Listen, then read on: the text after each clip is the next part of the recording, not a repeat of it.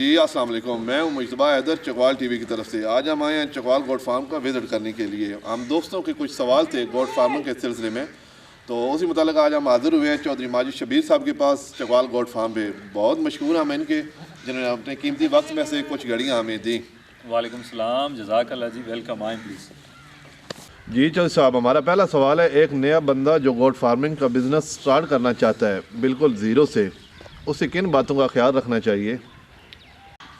देखें, ये बड़ा सिंपल है। इसमें दो तीन चीज़ें आप अपने दिमाग में रखें, जिसमें सबसे पहले शेड की कंस्ट्रक्शन है, दूसरे नंबर पे जानवरों की खुराक है, तीसरे नंबर पे इनकी ब्रीड सिलेक्शन है। आप अपने एरिया के हिसाब से ब्रीड की सिलेक्शन करें।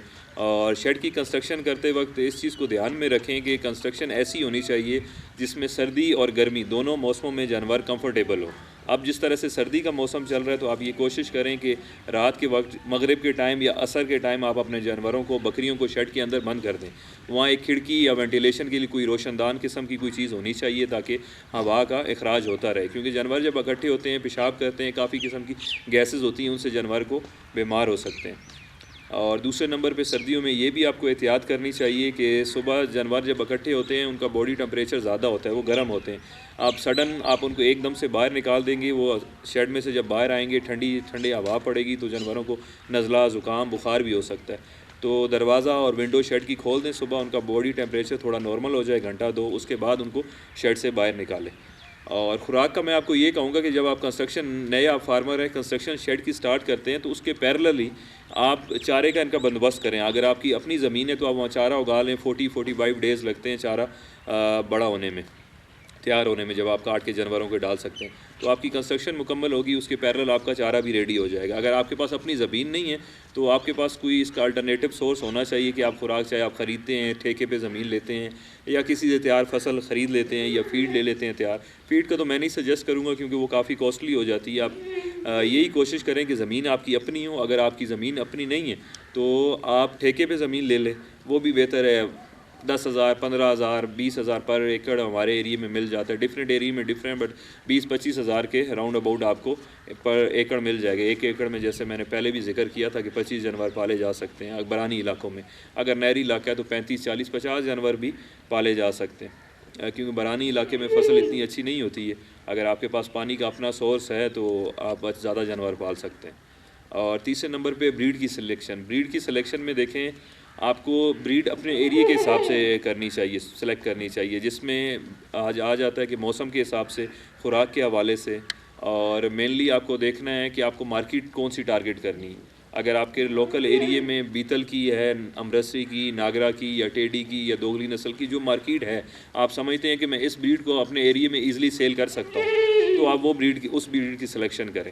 अगर बड़े पैमाने पे बात करेंगे तो फिर कोई मैटर नहीं करता। अगर कोई भी ब्रीड आप ले लें, अगर आपका कस्टमर पूरे पाकिस्तान में है, बड़ी कंपनियों से आपके कॉन्ट्रैक्ट हैं, तो फिर तो मसला नहीं है। अगर आप एक छोटे फार्मर हैं, 10, 20, 25 बकरियाँ, 30 बकरियाँ रख लें, तो लाजमी आप इस चीज़ को ध्यान में रखें कि वही ब्रीड होनी चाहिए जिसकी डिमांड आपकी लोकल मार्केट में है। क्योंकि अगर कम जानवर होंगे, आप बड़ी मार्केट में उसको नहीं लेके जा सकते, उसकी ट्रांसपोर्टेशन होती है, दीगर अखराजात होते हैं, तो वो फिजिबल नहीं है, आप ज़्यादा प्रॉफिट हासिल नहीं कर सकते। बड़े पैमाने पे कर रहे हैं 100, 200, 150, 300, फिर कोई मसला नहीं है, आप ब्रीड कोई भी सिलेक्ट करें। जी चौधरी साहब, बहुत नवाजिश, मेहरबानी। अभी मौसम भी मेरे ख्याल में अबरूद हो रहा है, तो अंदर बैठ जाएं। जी बिल्कुल, बारिश होगी। नहीं नहीं, कोई नहीं, अभी ठीक है। अच्छा, हमारा दूसरा सवाल है जी, बकरियों की वैक्सीनेशन और ट्रीटमेंट का क्या तरीक़ाकार होना चाहिए? देखें, एक तो जब जानवर को बीमारी आ जाती है ना, तो वो फायर फाइटिंग की कंडीशन होती है। फॉर एग्जांपल, उसे नज़ला हो गया, बुखार हो गया, या कोई और उसको वायरस आ गया, तो वो आपको उस हिसाब से ट्रीट करना होता है। जो वैक्सीनेशन की आप बात करते हैं, तो वैक्सीनेशन प्रिवेंटिव होती है, बीमारी आने से पहले। तो उसका तरीकाकार बड़ा आसान है, गवर्नमेंट भी उसमें बड़ा सपोर्ट करती है। लाइफ स्टॉक वाले टूल फ्री नंबर है लाइफ स्टॉक का, 8000 समथिंग है। अगर आप गूगल करेंगे पंजाब लाइफ स्टॉक, तो वहाँ से भी आपको नंबर मिल जाएगा। आप उनसे कॉल करके अपने फार्म को रजिस्टर करा सकते हैं। आई बिलीव वो आपसे आपके ज़मीन का, आईडी कार्ड का नंबर, नाम पूछेंगे, आपके फार्म को रजिस्टर कर देंगे, और उनका अपना स्केड्यूल होता है लाइफ स्टॉक वालों का। ईयरली 3 से 4 मेन वैक्सीन है, PPR है, ETV है, वो अपने स्केड्यूल के मुताबिक आपको वैक्सीन आपके जानवरों को आके कर देंगे। बट एडिशनली आपको ये करना होगा कि हर यूनियन, पंजाब में तो ऐसा है कि हर यूनियन काउंसिल में लाइफ स्टॉक का कोई हॉस्पिटल या कोई बंदा करीब होता है। आप उनसे टच में रहें, उनका फॉलो अप करें, कि उनसे पूछते रहें कि कौन सी वैक्सीन है, हमारे जानवरों को भी आके कर दें, ताकि आप मिस ना हो, आपके जानवरों को टाइमली वैक्सीन हो जाए। जी माशाल्लाह, ज़बरदस्त जी। सर ये हमारा अगला सवाल है, फार्मिंग के लिए किस किस्म की बकरियां मौजूद, ब्रीड सिलेक्शन के वक्त किन चीज़ों को ध्यान में रखना चाहिए? देखें, ये पहले भी मैंने आपको अर्ज़ की है, इसमें दो तीन चीज़ें। एक तो ब्रीड होती है आपके एरिए मौसम के हिसाब से, पहाड़ी इलाकों में डिफरेंट है, हमारे इलाके में डिफरेंट है, रेगिस्तानी इलाकों में डिफरेंट है, थोड़ा बहुत होता है। और दूसरी चीज़ है मार्केट। आपको जहाँ अपने जानवर सेल करने हैं, आप उस मार्केट को जहन में रख के ब्रीड की सिलेक्शन करें। फॉर एग्ज़ाम्पल, मैं ऐसी बकरियाँ ले आता हूँ जिनकी कीमत लाख सवा लाख रुपया एक बकरी की कीमत है। तो मुझे पता है मेरी जिस लोकल मार्केट में मैं अभी बैठा हूँ चकवाल में, या लाख रुपए की बकरी कोई नहीं लेगा, या कुर्बानी के लिए लाख रुपए का जानवर मुझसे कोई नहीं लेगा। यहाँ एवरेज 30 से 35 हज़ार का जानवर, बकरी हो या बकरा हो, कुर्बानी पे ख़रीदा जाता है। अगर आप बड़ी क्वांटिटी में आपके पास 200, 300, 400, 500 जानवर हैं, आप बड़े शहर को टारगेट कर सकते हैं, कराची है, लाहौर है, इस्लामाबाद है, तो उस हिसाब से आप जानवरों की सिलेक्शन करें। चलें जी, माशाल्लाह। बात करते हैं तो कौन सी एज की बकरियां, यानी किस उम्र की बकरियां सूटेबल होंगी कि हम स्टार्ट करें, जिसमें हम यानी इम्प्रूव कर सकें उनको? देखिए, इसमें दो तीन चीज़ें, ये आपके बजट पे भी डिपेंड करता है, आपकी मैनेजमेंट के ऊपर भी डिपेंड करता है। बजट पे मैं कहूँगा अगर 6-8 महीने के जानवर आप लेते हैं तो वो आपको थोड़े सस्ते मिल जाएंगे, मगर वो 6 महीने, 8 महीने या साल बाद जाके आपके पास ब्रीड करेंगे। बड़े जानवर थोड़े आपको कॉस्टली मिलेंगे, मगर 5 से 6 महीने बाद आपके पास वो बच्चे दे देंगे। बात एक ही है। और ज़्यादा कोशिश करनी चाहिए कि फार्मिंग के लिए यंग जानवर हों, जवान जानवर हों। मगर मैं ये मेंशन करूंगा कि मोस्टली लोगों के दिमाग में, हमारे ये जो नए फार्मर है, वो समझते हैं कि 3 साल फॉर एग्जांपल 6 महीने की या 8 महीने की बकरी एक होगी तो वो बूढ़ी हो गई है। ऐसा बिल्कुल नहीं है, ये बिल्कुल गलत कॉन्सेप्ट है। अगर बकरी के दांत जाके 3 साल की एज में या बकरे के मुकम्मल होते हैं तो इट्स मीन वो जवान है। उसके दांत जब 3 साल में जाके पूरे हो रहे हैं तो वो बूढ़ा कैसे हो गया?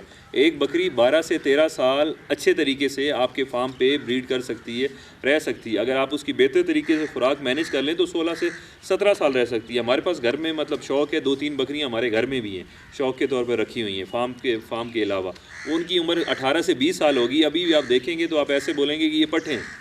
तो इस चीज़ को ध्यान में रखें। बकरी जो काम की होती है वो 3 साल की उम्र में जब पहुँच जाती है तो वो ज़्यादा काम की है, मगर हमें ये चीज़ समझती नहीं। हम 3 साल के जानवर को बूढ़ा कर देते हैं। जब बकरी 3 साल की होती है या 2 से 3 दफ़ा बच्चे दे चुकी होती है, उसके बाद उसका इम्यून सिस्टम भी स्ट्रॉन्ग होता है, वो बकरी हीट पे भी जल्दी आ जाती है, क्रॉस होती है, ठहर भी जाती है, उसकी बच्चे देने की तादाद भी ज़्यादा होती है, उसका दूध भी ज़्यादा होता है। जी जी, यंग जानवर दूध भी कम देता है, बच्चे भी कम देता है, हीट पे भी देर से आएगा, हमल उसका ठहरता भी देर से। ये सारी चीज़ें हैं, मगर हम लोगों को दिमाग में डाल दी है कि 3 साल का जानवर बूढ़ा हो गया। 3 साल का जानवर यंग होता है। आप इस चीज़ को ध्यान में रखें।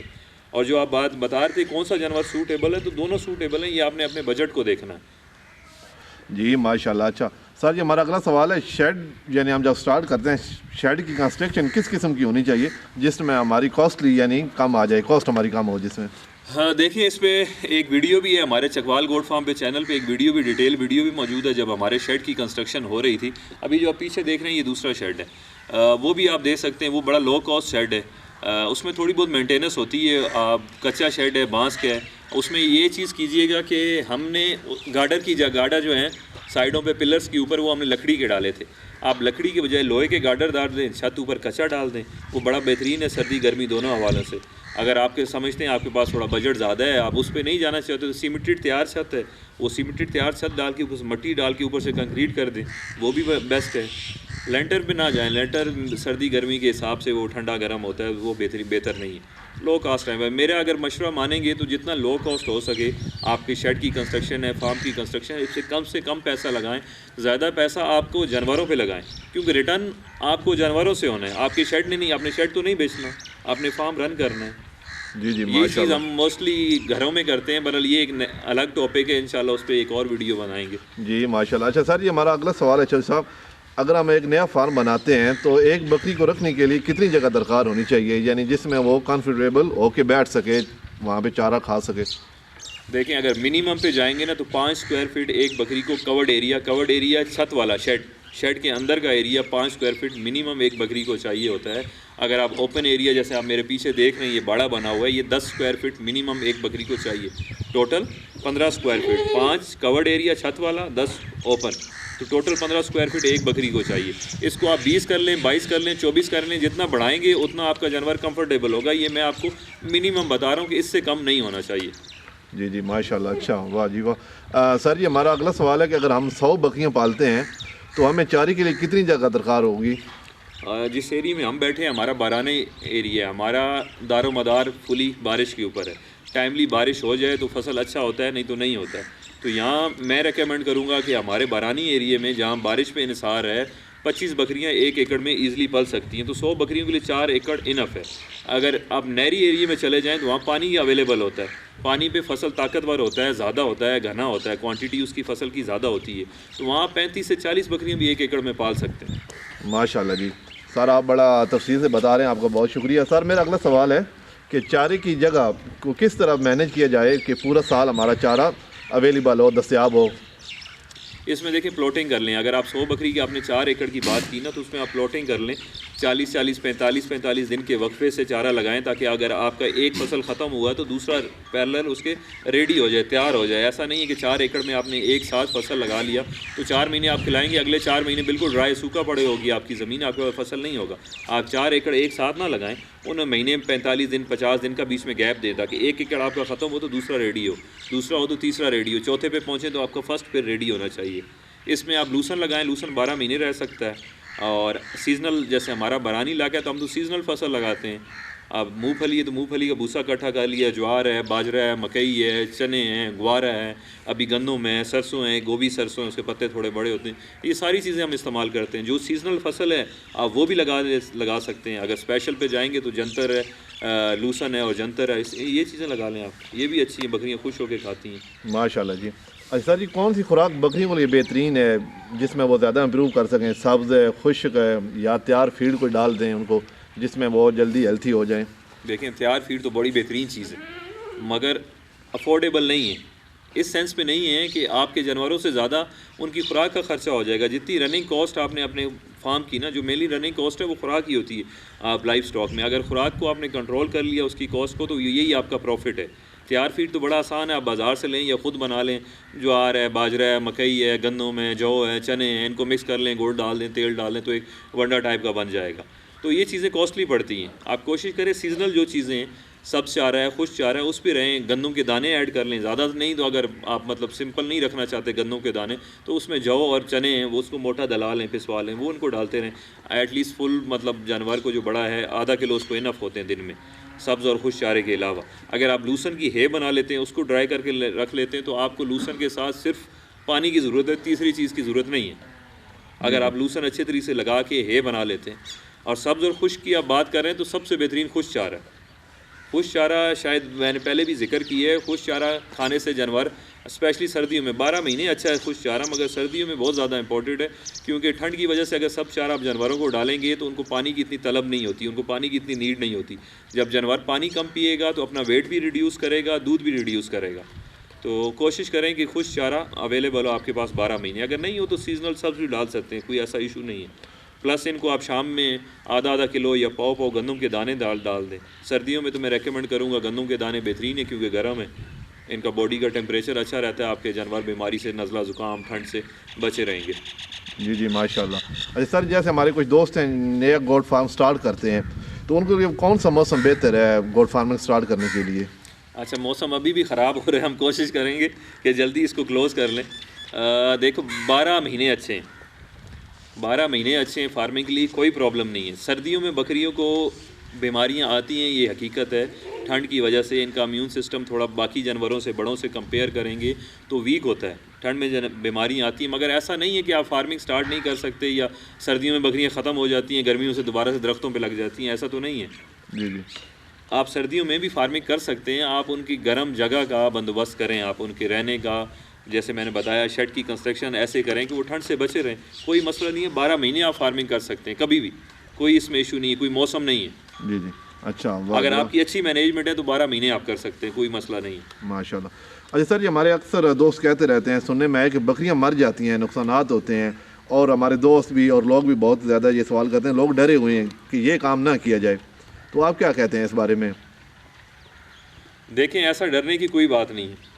आपको मोस्टली जो बंदे मशवरा देंगे कि आप फार्मिंग ना करें, या जो भी आपको मशवरा देता है ना, आप उससे पूछें कि उन्होंने क्या नुकसान खाए फार्मिंग में। यकीन करें उसमें 99% बंदे ऐसे होंगे जिन्होंने फार्मिंग नहीं की होगी, सुनी सुनाई पे कर रहे होंगे। ऐसी कोई बात नहीं है। लाइफ स्टॉक में हाँ बीमारी आती है, ज़िंदा चीज़ है, जानवर मरता है, ऐसी कोई गारंटी तो नहीं है। मगर ऐसा नहीं है कि ये काम नहीं हो तो प्रॉफिटेबल नहीं है, पूरी दुनिया में हो रहा है ये काम, कोई पाकिस्तान में कोई अनोखी चीज़ तो नहीं है।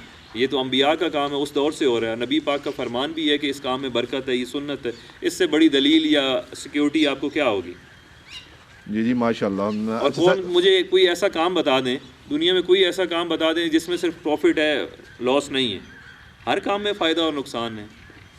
अच्छा सर, ये हमारा अगला सवाल ये है, कुछ दोस्त हमसे बोल रहे थे कि ये सवाल लाजम करना कि ब्रीडिंग के लिए कौन सा मौसम बेहतरीन है? अब ब्रीडिंग के लिए देखिए, मार्च अप्रैल में आप बकरियों को क्रॉस कराएं, अच्छा है। अक्टूबर का महीना अच्छा है। इस हिसाब से आपको अपनी बकरियां क्रॉस करनी चाहिए कि जो उनके बच्चे हैं वो सर्दी गर्मी में ना पैदा हों, मतलब किसी भी शदीद मौसम में बच्चे पैदा ना हों, ना ज़्यादा ठंड हो ना ज़्यादा मौसम गर्म हो। माशाल्लाह जी। अच्छा सर, ये हमारा ये अगला सवाल है कि अगर गोट फार्मिंग इतना ही प्रॉफिटेबल बिजनेस है तो इससे पहले क्यों कमर्शियल लेवल पर प्रमोट नहीं किया गया? हम लोगों ने आपकी वीडियो देखी है, आपसे ही सुना है कि गोट फार्मिंग एक प्रॉफिटेबल बिजनेस है। आई डोंट नो आपने क्यों नहीं सुना। आप अपने गांव देहात में जहाँ भी बैठे हैं, आपका ताल्लुक भी चकवाल से ही है। अब आस पास के गांव में देखें कि ये प्रॉफिटेबल बिज़नेस है या नहीं है, क्योंकि हमारे गांव में 3 से 4 ऐसे चरवाए हैं जिनके पास 100 या 100 से ज़ायद जानवर हैं, बकरियाँ हैं, और उनका काम अच्छे तरीके से चल रहा है, वो अपनी पूरी फैमिली रन कर रहे हैं। और इसके अलावा इससे बड़ी दलील क्या होगी प्रॉफिटेबल की, कि नबी पाक का फरमान है कि ये प्रॉफिटेबल काम है, इसमें बरकत है, आपके रिस्क में इजाफा है। तो इससे बड़ी आपको दलील क्या चाहिए? जी जी माशाल्लाह। कह सकते हैं गवर्नमेंट ने प्रमोट नहीं किया, या आई डोंट नो कि क्यों प्रमोट नहीं किया गया। मैं आपके सामने बैठा हूँ, ये प्रॉफिटेबल बिजनेस है, मैं इसको अच्छे तरीके से रन कर रहा हूँ। माशाल्लाह सर, हमने अभी आपकी वीडियो देख के आप तक पहुँचे हैं। हम देख रहे हैं कि बहुत से बंदे गोट फार्मिंग की तरफ आ रहे हैं अभी, जिनमें से ज़्यादातर आपसे मुतासर हुए हैं। जैसे अभी हमने आपकी वीडियो देखी, आपकी तरफ आए, इधर आपने टाइम दिया और आपके प्रोग्राम देख कर ही इसी फील्ड में आ रहे हैं। इसकी सेल के हवाले से बताएं कि हमारा कस्टमर कौन होगा और हम इसे कहाँ पे बेचेंगे? देखें, अभी काफ़ी ज़्यादा लोग फार्मिंग की तरफ आ रहे हैं, जैसा आप भी फरमा रहे हैं, तो ब्रीड की डिमांड काफ़ी ज़्यादा होगी। ये 7 से 8 साल 10 साल ब्रीड की डिमांड रहनी है, क्योंकि अभी लोग इस तरफ आ रहे हैं, नए फार्म बन रहे हैं, उन्हें ब्रीड सेलेक्ट कर रहे हैं, उनको नस्ल के हिसाब से जानवर चाहिए। और गोश्त के हिसाब से जब 8 से 10 साल पर फार्मिंग आम हो जाएगी तो फिर जानवर गोश्त के हिसाब से बिकेंगे। बिलीव मी, अगर जानवर 300 रुपया भी आपका किलो बिके ना, गोश्त 300 रुपया किलो भी बकरे का बिके, तो भी ये काम प्रॉफिटेबल है। इसके अलावा पाकिस्तान में इतनी नीड है, आप यहीं डिमांड पूरी नहीं कर सकते। एडिशनली बाहर के मुल्कों में बहुत ज़्यादा डिमांड है। पाकिस्तानी गोश्त आप बाहर की मार्केटों में, अरब कंट्रीज़ में जाएँ तो सबसे महंगा बिकता है, इसकी यहाँ भी काफ़ी ज़्यादा डिमांड है। जी जी माशाल्लाह। अच्छा सर, ये अगर हम सिर्फ गोश्त के पर्पज़ पे फार्मिंग करते हैं तो बकरियों की कौन सी नस्ल बेहतर है या किस नस्ल का इंतखाब करें? देखें, अभी जो ब्रीड के अच्छी नस्ल की बकरी हैं वो थोड़ी कॉस्टली हैं। बड़े साइज़ की जो बकरियाँ दूध ज़्यादा देती हैं, बच्चे देती हैं, कद काठ उनका अच्छा है, वो महंगी है। मगर गोश्त के हिसाब से भी इनिशियल परचेजिंग आपकी थोड़ी महंगी है। गोश्त के हिसाब से भी वही जानवर बेहतर है, क्योंकि टेडी ने जो वेट गेन करना है 1 साल के अंदर, टेडी के बच्चे ने, बीतल के बच्चे ने, या मक्खी चीनी के बच्चे ने, पटेरी के बच्चे ने, वो वेट गेन कर लेना है 4 से 5 महीने के अंदर। वो जानवर आपको साल रखना पड़ रहा है, ये आपको 5 महीने रखना पड़ रहा है। हो क्या रहा है, बंदे देखते हैं सिर्फ कि टेडी आपको 15,000 में बकरी मिल जाती है, पटेरी है या मक्खी चीनी है या बीतल है, ये आपको 30 से 35,000 रुपये की या 40,000 रुपये की मिलेगी। इनिशियली कॉस्ट आपकी ज़्यादा है, मगर आपको आगे फ़ायदा है। आपको जब गोश्त के हिसाब से आप बात करते हैं तो वज़न के हिसाब से तोल के आपको जानवर बेचने हैं, ऐसा ही है। बिल्कुल जी बिल्कुल। अगर आप अच्छी नस्ल को रख लेते हैं तो आपको नस्ल के हिसाब से बिकेंगे, वो आपके एक्स्ट्रा पैसे हैं, एडिशनल इनकम है। अगर वो गोश्त के भी हिसाब से बेचें तो भी वो प्रॉफिटेबल है, कि वो जानवर साइज़ में, कद काठ में बड़ा है। अगर टेडी के बच्चे का साल में वज़न 15 किलो है तो बीतल के बच्चे का 5 महीने में 15 किलो है, या 4 महीने में 15 किलो है। अच्छी उसकी केयर की है तो 3 महीने के बच्चे भी 15-15 किलो पे चले जाते हैं। जी बिल्कुल। अगर टेडी को आप जो मर्जी खिला लें, आप उसे कढ़ाई खिलाते रहें तो भी उसने उस साल में 10 से 15 किलो का ही होना है। इतना वेट गेन नहीं हाँ, करेगा। तो इनिशियली आपकी कॉस्ट ज़्यादा है। आप अच्छी ब्रीड पे ही जाएँ, मैं यही करूँगा। जहाँ आप प्लान करते हैं टेडी या मिक्स ब्रीड के 25 बकरियाँ लेते हैं, वहाँ अच्छी नस्ल की आप 15 ले लें, तो आप हर किस्म के कस्टमर को टच करेंगे। नस्ल के हिसाब से, दूध के हिसाब से, खूबसूरती के हिसाब से, गोश्त के हिसाब से, कोई भी कस्टमर होगा आप हर किसी को टच करेंगे, आपकी मार्केट बढ़ेगी। अगर आप टेडी पे या मिक्स ब्रीड पे जाते हैं तो इस मीन 70% तो बिज़नेस आपने अपनी दुकान वैसे ही बंद कर दी। जी 70% कस्टमर आपके लिए आपने ताला लगा दिया, 30% रह गया। उस 30% में से आप कितना अचीव करेंगे? 10%, 15, 30 का 30 अचीव कर लें तो भी क्या है, तो 70 तो आपने छोड़ दिया। अगर 100 में से 30% आप अचीव करते हैं तो ये भी फेल वाले मार्क्स हैं आपके। तो आप कोशिश करें कि ऐसे ब्रीड की सिलेक्शन करें, हर किस्म का बंदा, हर बंदा आपका कस्टमर हो। जी जी सही। आप ऐसी ब्रीड सिलेक्शन करें, इनिशियली इसकी कॉस्ट ज़्यादा होगी। माशाल्लाह। अच्छा सर, ये अगर हम बकरियां रखते हैं तो एक ब्रीडर, मेरा मतलब है कितनी बकरियों के लिए काफ़ी रहेगा? एक 25 बकरियों के लिए इनफ है, 25 से 30 भी कर सकते हैं, इससे ज़्यादा ना करें, ब्रीडर कमज़ोर हो जाता है। सही। और हम जो बकरियां रखते हैं तो कौन सी नस्ल जो पूरे पाकिस्तान में कामयाबी के साथ रखी जा सकती है, वो कामयाब रहे हमारी गोट फार्मिंग, तो आप कौन सा मशवरा देंगे, कौन सी बकरी होनी चाहिए? देखें, राजनपुरी नस्ल है, उसको थोड़ा इम्यून सिस्टम, कुव्वत मदाफ़त उसका कमज़ोर है, उसको बाहर प्रॉब्लम आते हैं। इसके अलावा कोई मसला नहीं है, कोई बकरी भी कहीं भी रह सकती है। ऑलमोस्ट हमारा ऐसा मिक्स का मौसम है, मिक्स चकवाल का, सर्दी भी होती है, गर्मी भी होती है, मतलब अच्छा मौसम रहता है। सबको हमने ट्राई किया, किसी बकरी को कोई मसला नहीं। ये मक्खी चीनी हमारे पास है, मक्खी चीनी बड़ी स्ट्रॉन्ग है, हर जगह पाकिस्तान में रखी जा रही है, हमारे डिफरेंट किस्म के फार्मर से कांटेक्ट है, कोई प्रॉब्लम नहीं है। बीतल में अमृतसरी है, कोई प्रॉब्लम नहीं है। नागरा को कोई प्रॉब्लम नहीं है, पटेरी को कोई प्रॉब्लम नहीं है, सिंधी गुलाबी को कोई प्रॉब्लम नहीं है। राजनपुरी को थोड़ा मसला आता है। टेडी देसी तो वैसे ही कोई नहीं है, मतलब फार्मिंग ही पहले टेडी और देसी पे ही हो रही है, शौकीन बंदे ही ब्रीड पे जा रहे थे, अब लोग फार्मिंग में आ रहे हैं तो नस्लें डिस्कस हो रही हैं। माशाल्लाह।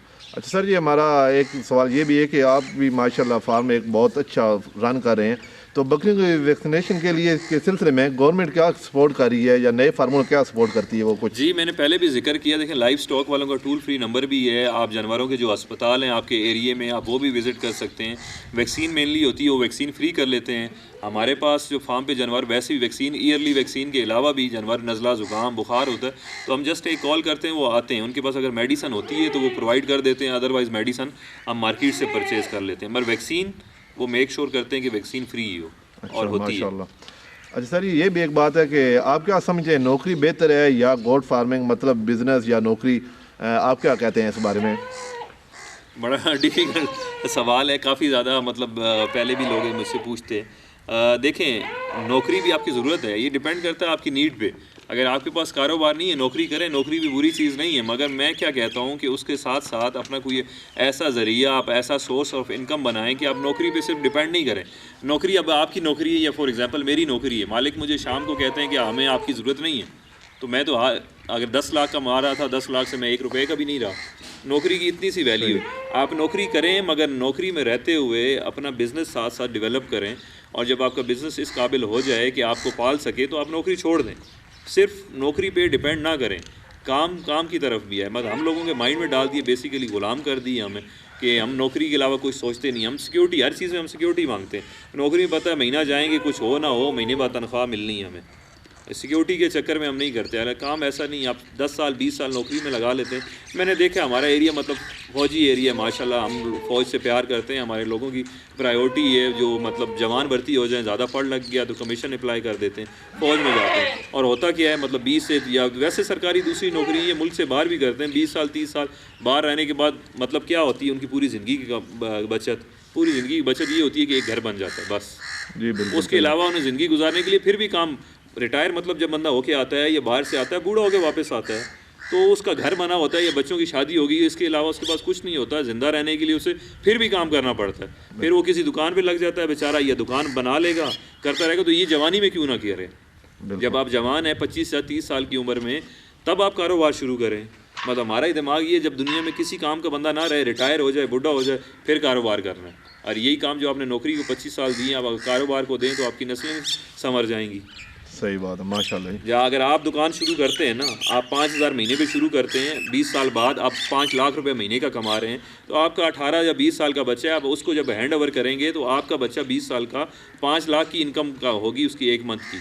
आप 5 लाख का उसको बना देंगे महीने का। सही। अगर आप आज से 20-25 साल आप नौकरी के बजाय अगर कारोबार को देंगे तो जी, ये नहीं तो बात आपका बच्चा उसी जगह से 5,000 से शुरू करेगा, 25 या 30,000 पे रिटायर हो जाएगा।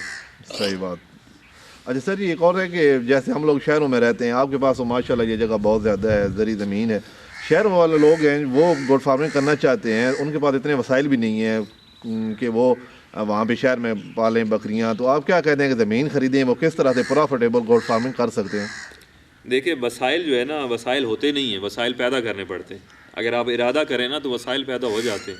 शहर कहाँ से हैं? हम बैरून मुल्क सब 7 समुंदर पार चले जाते हैं। शहर के लोग देहात में आके ठेके पे ज़मीन लेके काम नहीं कर सकते, ये कोई रीज़न नहीं है।